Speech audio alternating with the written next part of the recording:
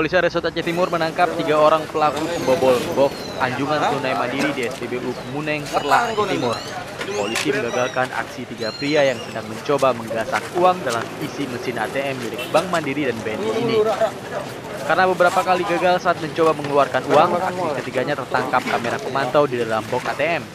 Ketiga warga Sumatera Utara ini masing-masing Agus Sulomo, Gunawan asal Tapanuli Selatan, dan Samaludin asal Medan.